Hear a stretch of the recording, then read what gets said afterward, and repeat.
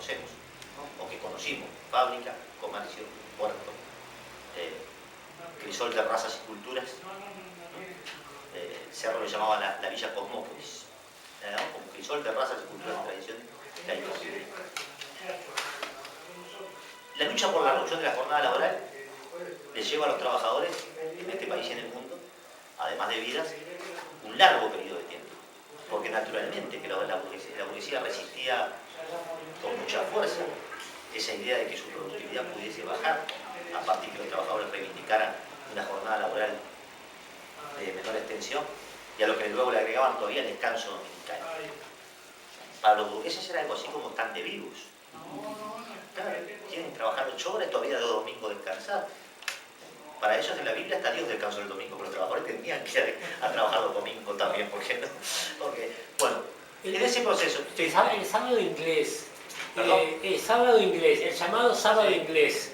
¿En qué exactamente consiste y cuánto surgió y dónde? No sé cuándo surgió ni dónde, pero consiste justamente en el descanso, que es el día y medio de descanso. El día y medio. El día y medio de descanso. Pero es posterior entonces. Sí, no lo sé. Yo creo que es del 30. No tengo idea.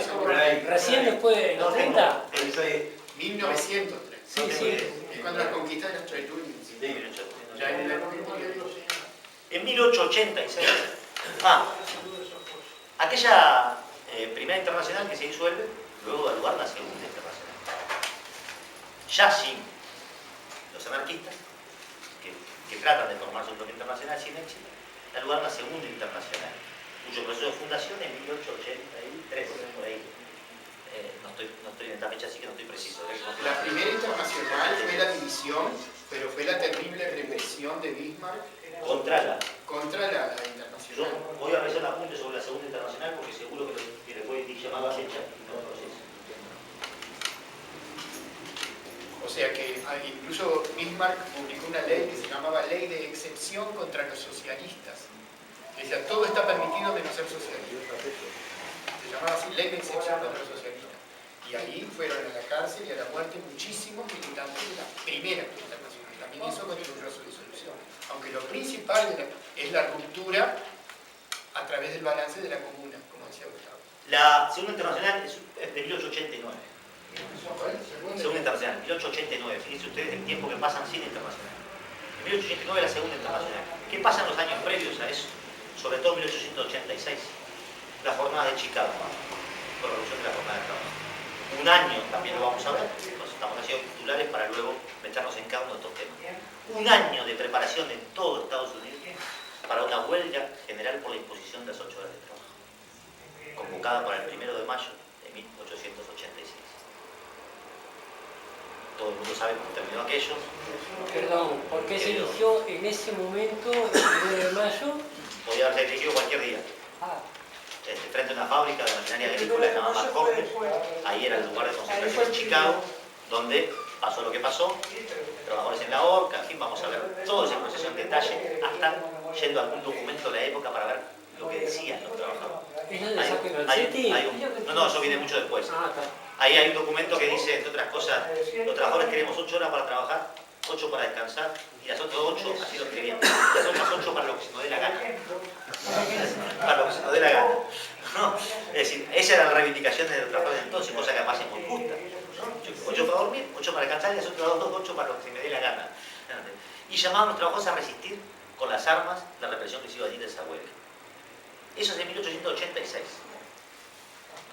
En 1889 se funda la Segunda Internacional. ¿Qué hace la Segunda Internacional entre sus resoluciones? Primero,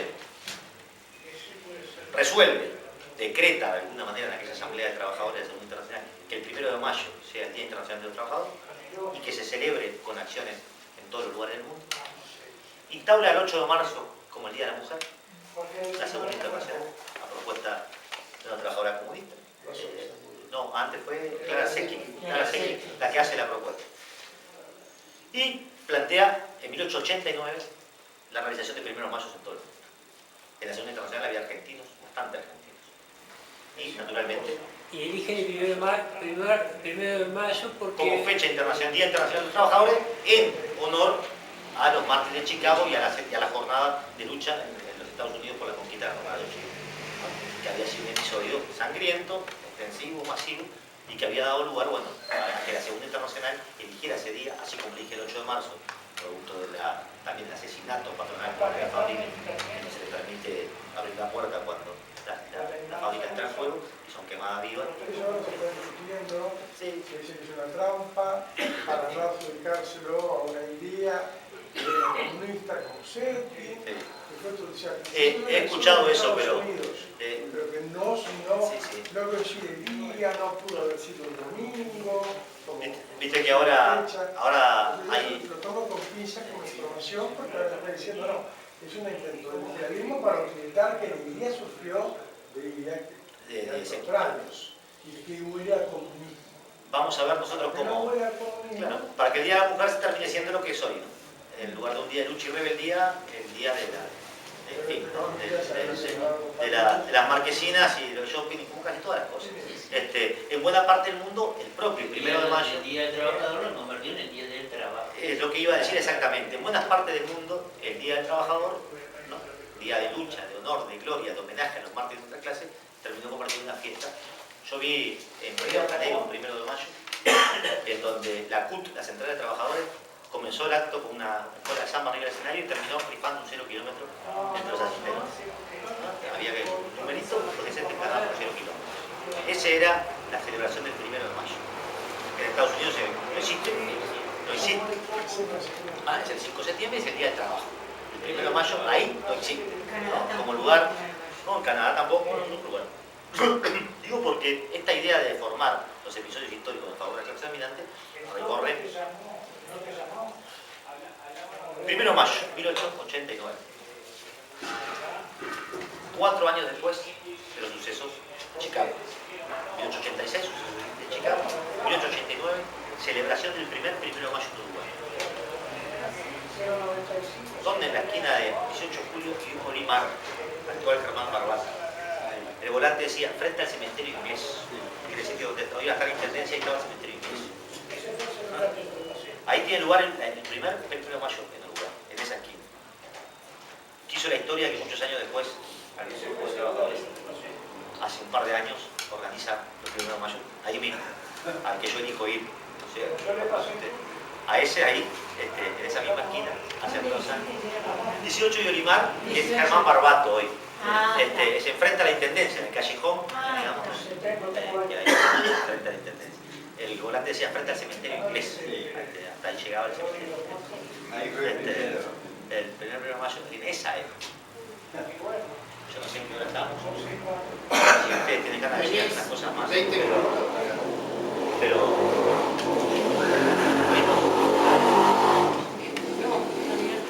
Son temas que ustedes conocen. Vayan, díganle a sus compañeros que acá no tienen nada que reclamar, porque acá no viene porque todavía, ¿no?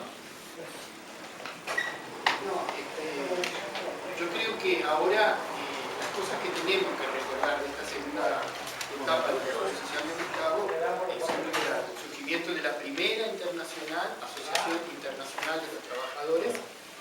Esa organización es una especie de frente internacional, incluso porque la idea de Marx es que la revolución socialista va a empezar por los países más desarrollados. Recuerden este concepto que en el siglo XX cambia, porque cambian las condiciones del capitalismo. Si la revolución socialista mundial va a empezar por los países más desarrollados, es importante hacer ya una coordinación. Un partido mundial, un frente mundial que es la Asociación Internacional de Trabajadores, del cual surge el himno, la internacional. Pero cuando se pone a prueba esa teoría, es en la Comuna de París. Y en la Comuna de París, cuando es ahogada en sangre, hay dos conclusiones. O se necesitaba un férreo poder proletario mucho más organizado, incluso Marx empieza a hablar recién ahí de la dictadura del proletariado, o se necesita una organización más de base, es decir, sin poder, que es el planteo que va a surgir el movimiento ACRA, tanto el anarquismo como el anarcosindicalismo. Ya no hay acuerdo porque ante una experiencia concreta hay dos conclusiones diferentes. Pero viene la represión, desaparece la primera internacional y ya a fines del siglo XIX nace la segunda internacional. Y ahí no hay anarquistas, ahí ya se está en el concepto de frente y de partido. Pero es tan importante este concepto de la internacional, que bueno, que después también sucumbe y aparece una tercera internacional, que cuando nace, por ejemplo, el Partido Comunista del Uruguay, si uno ve en carteles de los años 30, dice Partido Comunista del Uruguay, sección uruguaya de la Tercera Internacional. Hasta los años 40 va a ser así, sección uruguaya de la Tercera Internacional. Porque sigue siendo el concepto de un partido único, mundial. Lo que pasa es que, después vamos a ver con el cabo, que las condiciones son cambios tan grandes tiene el capitalismo en el siglo XX, que entonces la revolución, la vanguardia de la revolución pasa a la periferia, por algunas características. Pero lo importante de esto es, me parece a mí, es entender el proceso de una clase obrera que se vuelve realmente la clase de conciencia, de clase en sí, vuelve clase para sí, y que, porque está en la escuela del socialismo, que es la fábrica, porque son fábricas cada vez más grandes, cada vez con más obreros, tienen la posibilidad organizada de resistir, como no lo tiene la pequeña burguesía ni lo tiene el campesinado. A pesar de que, también una frase que dice Engels, muy interesante después de la comuna fue un hervidero, todavía sirve, ¿no? Hay una frase de Engels que dice, El coro del campesinado. sin el coro del campesinado, el canto obrero es un canto fúnebre. Porque el campo francés estuvo indiferente ante la comuna. Entonces, hay tantas enseñanzas de la Comuna de París que es impresionante. Yo diría, si podés redondear... No, bien, si porque ustedes... nos quedan todavía 10 minutos. Y ellos están No, cansados. verán ustedes que esto fue un deliberado ejercicio de colocarnos en una época, señalando los episodios más importantes de la época y su vínculo con las organizaciones y las primeras experiencias asociativas de los trabajadores. Esto de hoy es el pantallazo general que, en mi opinión, ojalá contribuya a ubicarnos en lo que estaba ocurriendo con el movimiento obrero y su génesis, porque dio lugar a su nacimiento. Me parece que podemos dejar por aquel 1 de mayo, para recordarlo la vez que viene, el 18 de Olimar, y a partir de ahí comenzar a meternos en la historia del movimiento obrero y su lucha en adelante, ¿verdad? Sobre todo en Uruguay. ¿Qué año fue? Que tiene mucho vínculo, perdón Marco, Sí. que tiene mucho vínculo, sobre todo la construcción de las sucesivas centrales sindicales con los episodios internacionales. Y eso lo vamos a ver en detalle. También vamos a ver los elementos de la biografía que planteaban los compañeros y los elementos centrales de la comuna, sobre todo el programa de la comuna, al detalle. Pero Marco primero, perdón. No, ¿qué año había sido el primer 1 de mayo hecho en Uruguay? 1889. 1889. 1889. 4 años después de los sucesos de Chicago. Y El mismo año de la Internacional. el mismo año de que se hizo El 86 con Chicago, 89. pero fue el mismo año que se hizo en Europa. El mismo año, fue simultáneo. Ah, Claro, el mismo año. ah. La expresión acá, no se imaginen ustedes que fue una expresión de masa tampoco. En aquella época fue una expresión de masa. Los diarios decían algunas decenas de trabajadores se concentraron 18 de Lima frente a una cervecería, decían, como dando cuenta de que los trabajadores iban a tomar la cerveza. Pero, porque esa es la forma que los jueces también tratan las noticias. Pero, no, Marx en El Capital dice que los cambios del sistema se deben al cambio del modo de producción. Entonces, como decía Gonzalo, ya ha habido a final del siglo un cambio brutal del capitalismo. Y la socialdemocracia parece, ¿no? y ya nos vamos a ir metiendo en esa modificación estructural del Uruguay del principio del siglo XX, que, bueno, que de alguna manera lo vimos en términos históricos, pero no lo vimos en su relación con el otro antagónico, digamos, con el movimiento popular que pujaba en esos años por ocupar su lugar en la sociedad. Y la influencia que tiene la migración en la fundación de los sindicatos, en la fundación del pensamiento socialista, en la fundación de los partidos. Primero el Partido Socialista en 1905, ¿verdad? Y luego el Partido Comunista en la década del 20. Oficialmente lo daban por 1910. Ajá. Lo tomó esa fecha oficial, Claro. pero hubo presencia de socialistas ya desde fines del siglo XIX Sí, y antes de Emilio Frugoni, claro. incluso. Creo que fue Boni Azul, acá no, 1910. Sí, en 1905 yo tengo el proceso fundacional del Partido Socialista. Claro, De la base de la y eran electos el año pasado. el año pasado. Participaron en elecciones antes de Claro, 1910. claro. Unas elecciones que fue un fracaso, que hicieron cierta alianza con los vallistas para el municipio. Tres cosas del curso. En primer lugar, los compañeros, hay un compañero que vino hoy por primera vez, que ponga nombre, teléfono y correo electrónico, porque así le llegan los materiales. No sé, segunda cosa, la vez pasada hicimos una evaluación colectiva del curso anterior. Hicimos un formulario